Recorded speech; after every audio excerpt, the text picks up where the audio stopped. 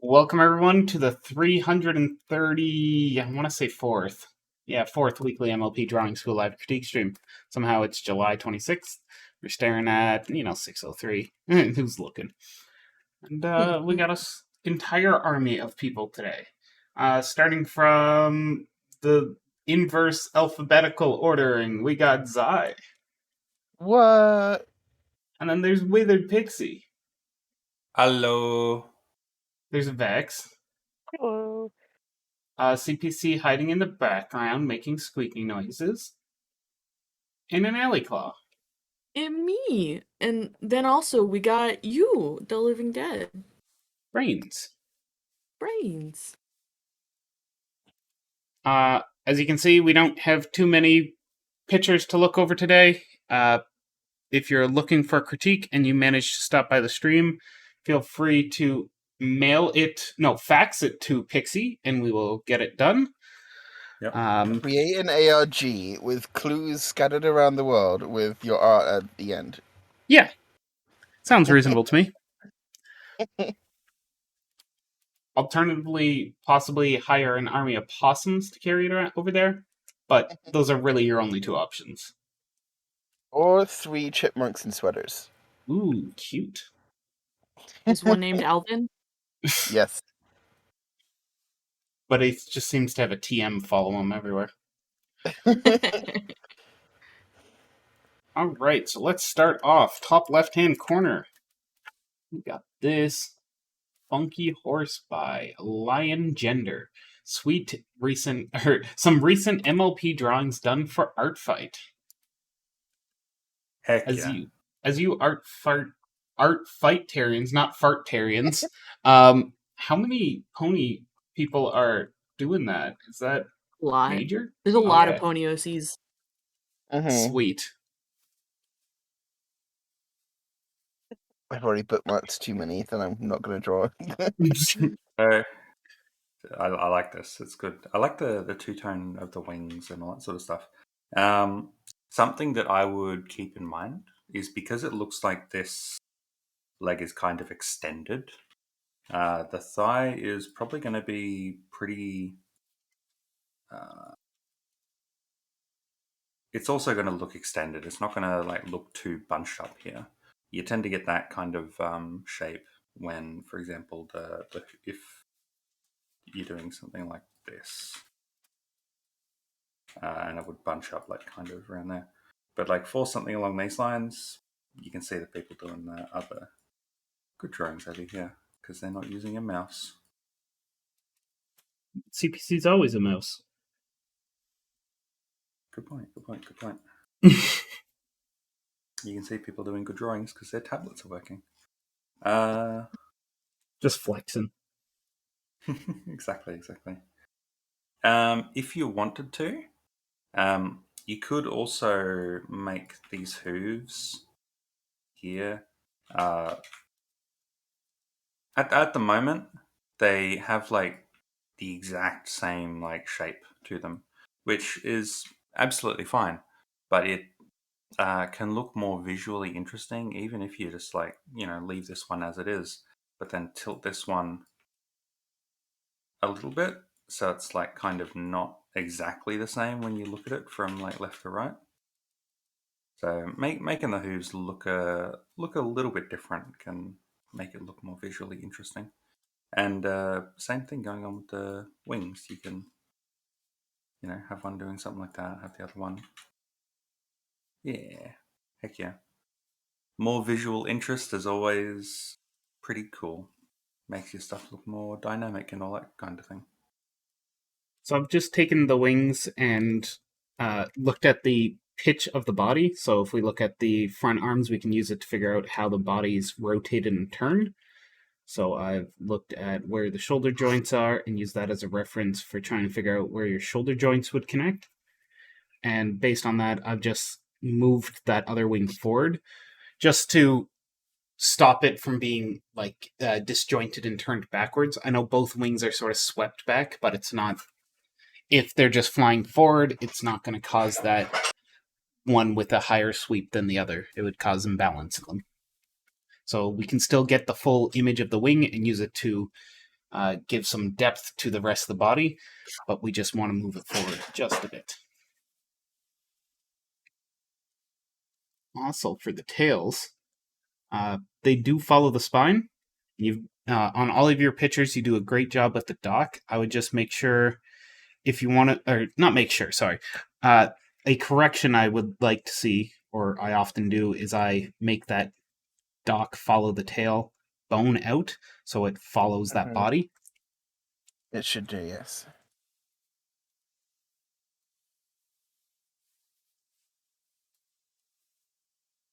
Minor correction, but it helps smooth out that line. Love the shiny hooves. Mm-hmm. Anyone else have any other comments on this one? I actually think with the shiny hooves, unless they are just meant to be stripy, how I typically would do it is to have, because there's more shine than there is not, and the way it's placed sort of feels a bit visually confusing. I think having it like start with like mostly dark, and then get your light, and then have like a couple. Typically, you want like one sort of thicker stripe, and then one like thin one next to it, and that's kind of all you need. It's just those two bits. I mean, you can do bits more. You can have like a softer highlight instead of a hard one, but you don't want it to be too much, because it gets a bit sort of visually confusing when there's. Because at the moment, it looks like you placed the darks on the lights, as opposed to it being highlight. That's why I just sort of think having it like this feels a bit more balanced. That's just me.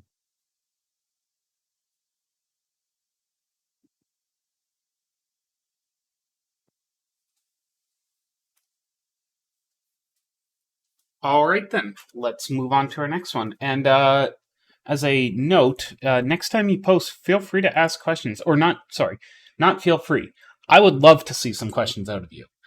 You're a very talented artist, and at this point in your art career, it's hard to pick out what isn't style and what isn't purposeful.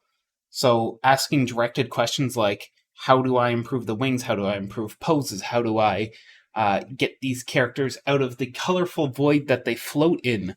Where do I push my art next? How do I make these areas connect? Questions like that we love to get, because they help us direct our critique rather than just throwing darts at a wall. Mm. For your next post, if you could give us some questions, we would love that.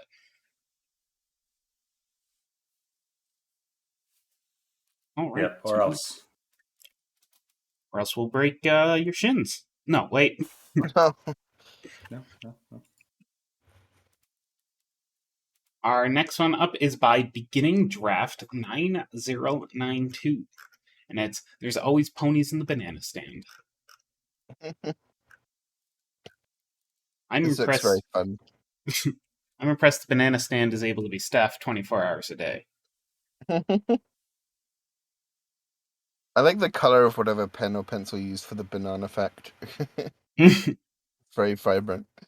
And I like the little smiley face on the banana on the right. I would say this plane doesn't feel like it fits the rest, but that's a minor.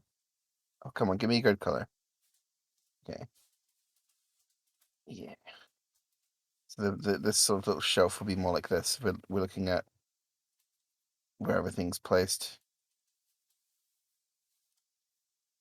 And it kind of makes sense to be connected to both. Well, I guess it could just be like a float, just attached to one, but even so, it should follow the planes. Otherwise, yeah. The ponies are very cute. And they've got to have their bananas.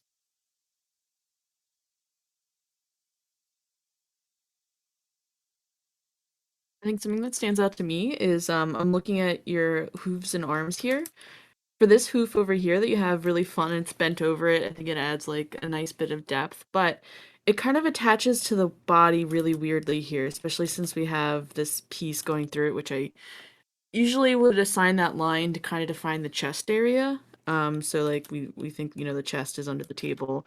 But something we can do to really help with the arm poses is if so we treat them as really simple shapes. I'm just doing little cylinders. Yeah, I'll say cylinders. For each part, and we can have them stretch back here even. And then we have to think, oh, okay, if a pony's bending like this, they also have shoulders. So what we can do is have it come up in there like this. And sure, maybe you won't see like, this bit, maybe the bananas will cover a part of it here. Let me grab a yellow. Well, like the bananas covering here and here, so we might miss some lines, but we can still have the shoulder up there, and it feels a little bit better as a limb, especially for its size and length compared to its other hoof side.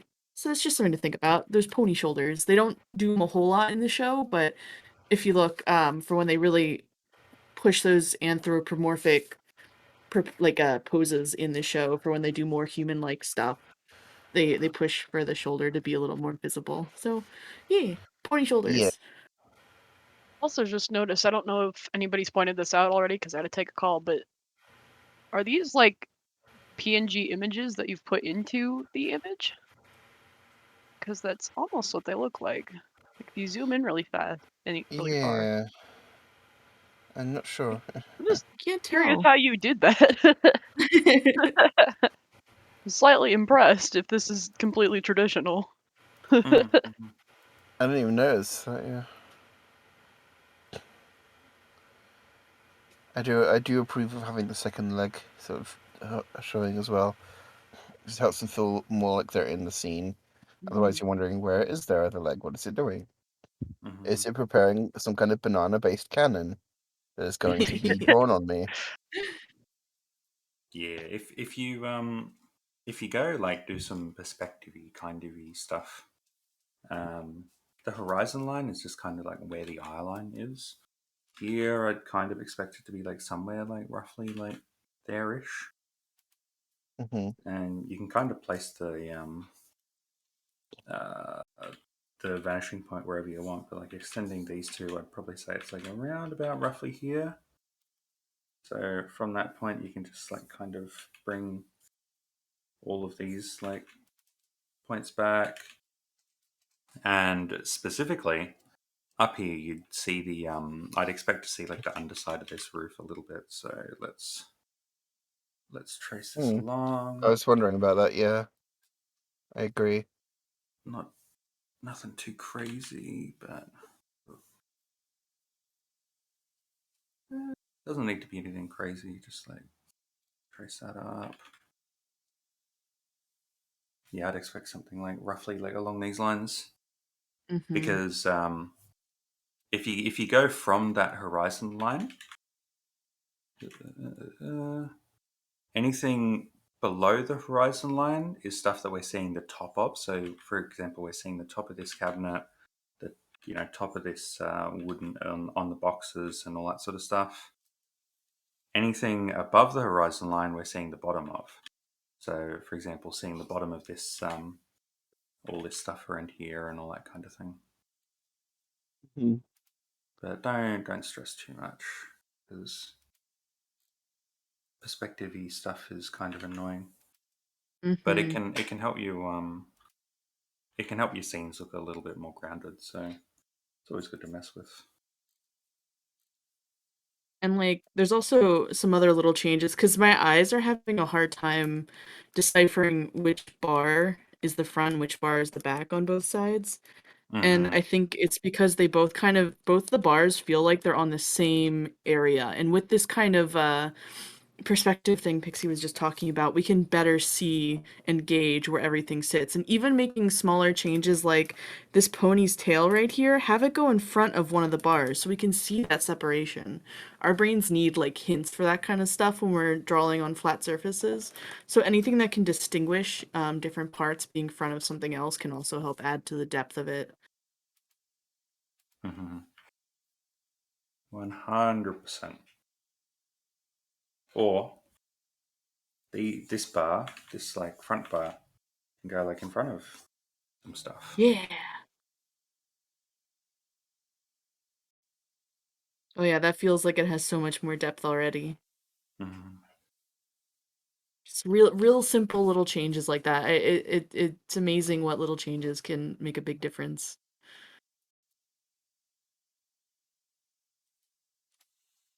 Yeah. All right. Any Sure. other comments on this lovely one? Good drawing. I like it. Mm-hmm. It's a complex scene.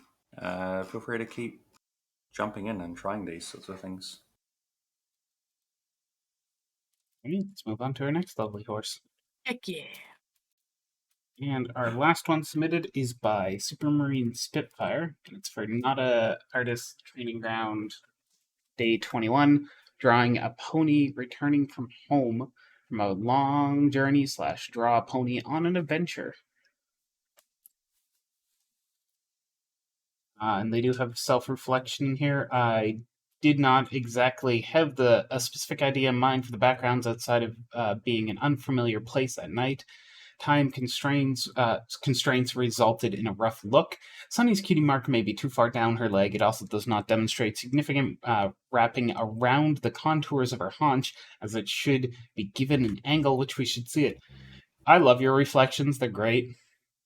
Really love to see. Yeah, it really helps us be more of like a conversation. We know what's in your head. We know, and I'm really saying this to, one, compliment you, and two, to be like, hey, everyone else watching this, please, please, please give us like questions or feedback or your thoughts while doing this art. It really brings more to the art because there's more to art than just its final piece. Mm-hmm. Mm. Yeah, with the cutie mark, yeah. Just I do like a bit of like a distorted kind of circly kind of shape. To say what I use as like my rough base for doing this kind of thing. With the Gen 5 horses, I find that like having that plane of like the butt kind of be like cut off there can be interesting as well. For complementing like the shape of the legs, how the legs are like this, the hock, how the hock is like lower than it is on Gen 4 horses. But that's just me. Feel free to have the this bit of hair kind of come down a little bit and across. That's how I tend to see it, like kind of presented, and it can feel fun. So yeah, I also drew the hair there and had it like Mm. look like a little head crab, Mm. which is So how I see people drawing there's shape. a lot of stuff going on, but something I notice is that there's something quite like vertical and squished with the sort of head shape. So and you see my sort of drawing of the under uh under sketch skeleton there, but I'm really just trying to. I didn't do a very good job of drawing over it, but I was trying to sort of spread out the legs a little bit and give them a bit more sort of a dynamic position to their pose, so they're not all sort of standing in the same straight line. Especially if she's like, where am I? Looking around, she's going to have this like poised sort of. I like to have the back legs sort of spread a little bit in this way that they feel like they're about to, they're ready to be able to sort of move in any direction, whilst the front legs are sort of tucked in. I can't seem to get this Hmm. this leg right for some reason, but um, pretend that I know what I'm doing. Uh, I Otherwise, reckon that looks good. move the ear out to sort of fit on this side of the head here. So the ear pushed outwards a little bit, push the cheek out, and so otherwise the neck and chin are basically right. But the hair I felt needed to be a bit lower and have more volume to it. So occupying roughly this sort of area, you want to push the face down to actually be kind of in the middle of the head, um, which helps with the drawing the little center line, and then just making sure the hair has like it's pushed down on the head, because that's something that I struggled with a lot as well. Is what like a lot of the time when I'm doodling or trying to outline like a sketch, I notice that I end up putting my pony's hair, especially in Spirit Wind, but I always put the hair like way too high up. I think it happens a lot with Twilight as well. And then I had to consciously make myself push the hair down. Sometimes do like a selection tool and drag it down to make it actually sit on the head properly, because you don't want it too high up, and you want to make sure it has enough volume. Also, I don't know if it's relevant at all, but like I personally, I like to do like a little bit of hair at the side, even if it's just like a little bit sort of not tucked in properly. It helps feel Mm-hmm. make it feel a little bit more voluminous, but that's obviously optional. Yeah, that's about everything that I was doing. and sort of like pushing the tail a little bit to make it feel like it's coming out of the center of the back, and tucking behind the body a little bit more.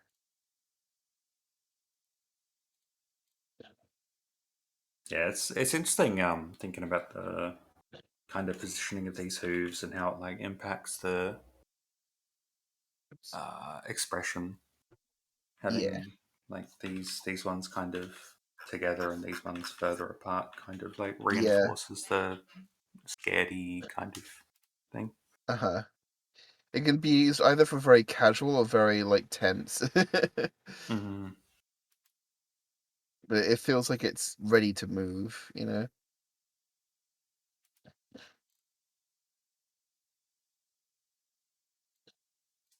I was just thinking of a small thing.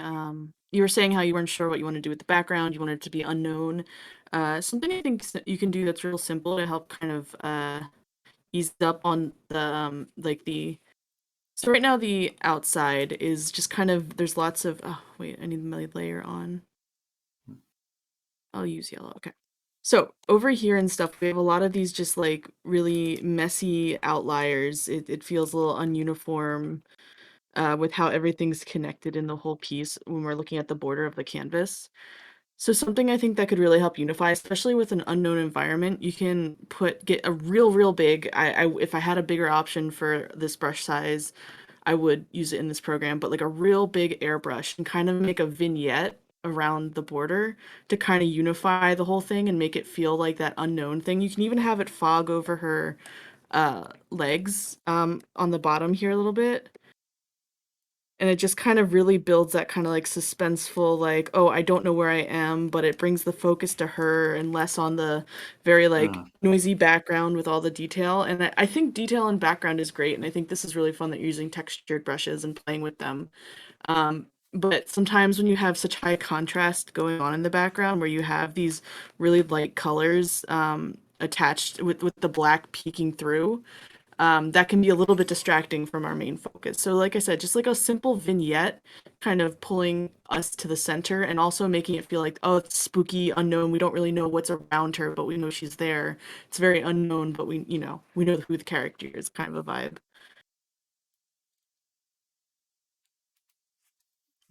Spooky.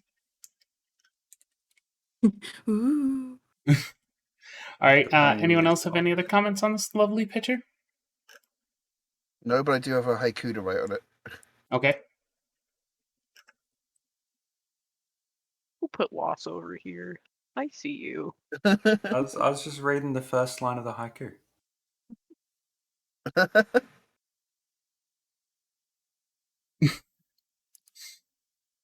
Nice. All right, then. Seeing as that's all the pictures we have, we're going to call it a day. So thank you all for coming. We'll see you again next week. Goodbye. Goodbye.